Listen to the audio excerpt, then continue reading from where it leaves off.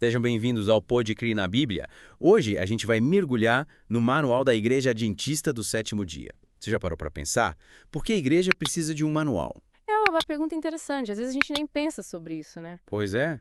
E o capítulo 1 responde justamente essa pergunta. Para explorar isso com você. É um capítulo que vai além da ideia de regras e burocracia, sabe? Ele nos leva numa jornada bem legal pelas bases da organização da igreja. E logo no comecinho o capítulo já solta uma bomba. Deus é um Deus de ordem.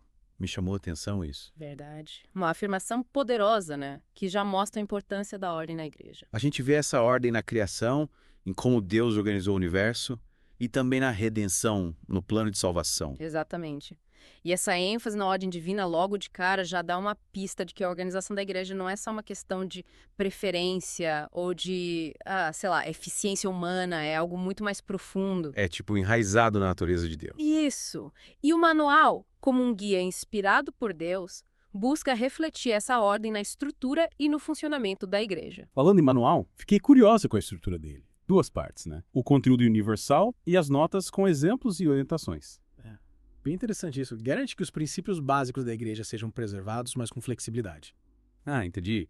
Tipo, cada igreja local aplica os princípios de acordo com a sua realidade. Exatamente. A igreja adventista está em todo lugar, né? Diversas culturas. E essa estrutura em duas partes mostra essa sabedoria de reconhecer a diversidade. Faz sentido, sem perder a unidade, né? Isso, unidade na fé e na missão. É como se o manual oferecesse o alicerce e cada igreja, cada construção tem suas características. Uma boa imagem. E esse alicerce, como o capítulo deixa claro, está na palavra de Deus. A autoridade da igreja vem da Bíblia, não de tradições humanas. Importante frisar isso. Hoje em dia tem muita gente querendo mudar a igreja com base em ideologias. É verdade.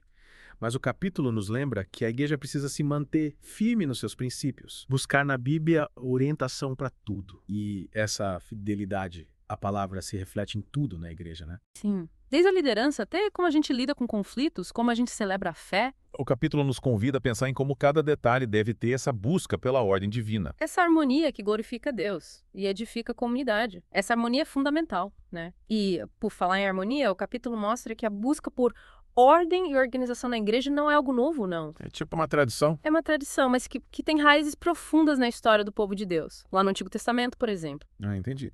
Tipo a estrutura de liderança de Israel com anciãos, sacerdotes, juízes. Isso mesmo.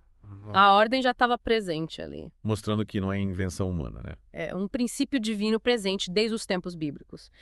E esses exemplos do Antigo Testamento, sabe, eles nos dão insights valiosos para a organização da igreja hoje. Tipo, quais exemplos? A ênfase na liderança compartilhada, a sabedoria dos anciãos, a justiça na resolução de conflitos. Uau, princípios atemporais, né? Que continuam relevantes.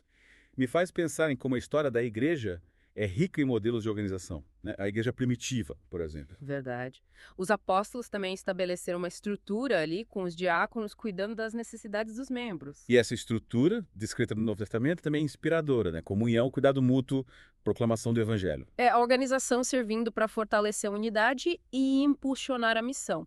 E o capítulo destaca a importância da diversidade de dons, né? Ah, é verdade. Cada membro com seu papel, seu talento a ser usado. Exatamente. E essa diversidade, quando usada em harmonia, contribui para a beleza da igreja. É como um corpo, né? Hum. Cada membro com sua função. Perfeito.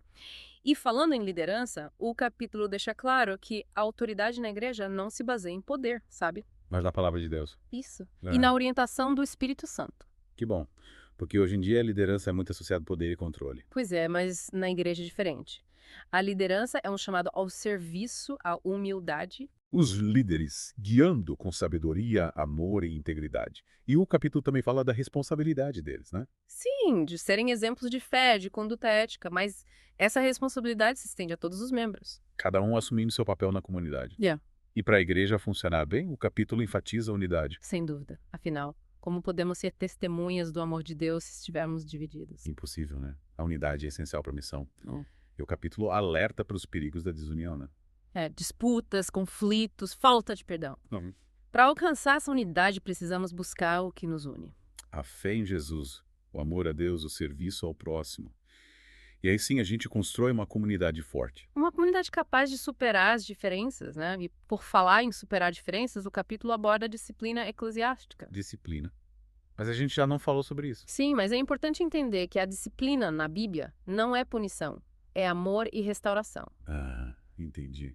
aplicada com justiça, compaixão, visando o arrependimento. Exatamente. A igreja precisa ser um lugar de graça e perdão. Onde os membros que erram encontram apoio para se levantar. E a disciplina, quando conduzida com amor, pode ser um instrumento de restauração. Tipo um hospital?